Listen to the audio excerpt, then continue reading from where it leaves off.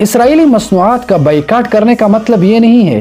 کہ آپ نے لاکھوں اور کروڑوں کی مال خریدی اور خریدنے کے بعد آپ نے ان کے پیسے، جو مال آپ نے خریدی ان کے پیسے آپ نے کمپنی کے حوالے کر دیے۔ اب یہ کوئی ایمانی غیرت ہو سکتی ہے، لیکن حکمت عملی یہ نہیں ہے کہ آپ ان کروڑوں اور لاکھوں کی جو مال آپ نے خریدی ہے اس کو آپ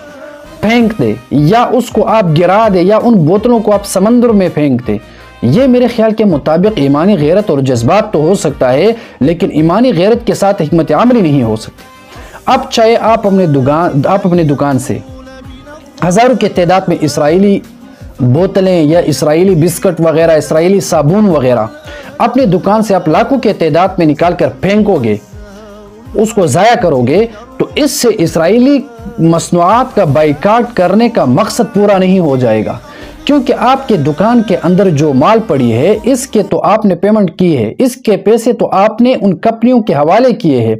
آپ کے پیسوں کی وجہ سے ان کو فائدہ پہنچ چکا ہے۔ اب اگر آپ چاہے ان بوتلوں کو آپ گرا دے، ان کو آپ جلا دے، اسرائیل کا کوئی نقصان نہیں ہوگا۔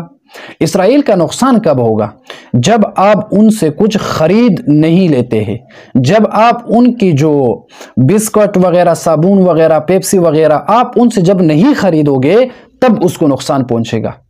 اب اسرائیل کا اس سے کیا لینا دینا ہے کہ بھائی چاہے آپ ان کی جو اشیاء ہے ان کو خرید لے، بوتل پیپسی وغیرہ، چاہے آپ ان کا استعمال کرے، پی لے یا کہیں زمین پر گرا دے، ان کو تو پیسے مل گئے نا، ان کا کام تو اپنے پیسوں کے ساتھ ہے۔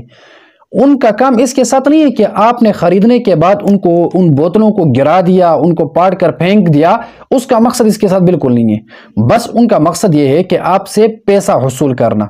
اب جب آپ نے پیسہ دیا ہے ان کو، تو پیسہ دینے کے بعد یہ میرے خیال کے مطابق نادانی ہوگی کہ آپ ان تمام بوتلوں کو روڈوں پر پھینک کر پھاڑ دے، اپنا بھی نقصان کرے اور مالکوں کا بھی نقصان کرے۔ یہ ہوشیاری اور عقل مندی نہیں ہے۔ عملی یہ ہے کہ ایک دن کا جذبہ نہ کریں، ایک دن کے اندر اپنا لاکھوں کا نقصان نہ کریں، بلکہ بائی حکمت عملی کی بنیاد پر ان تمام اشیاء کو واپس کمپنی بھیجو اور اپنے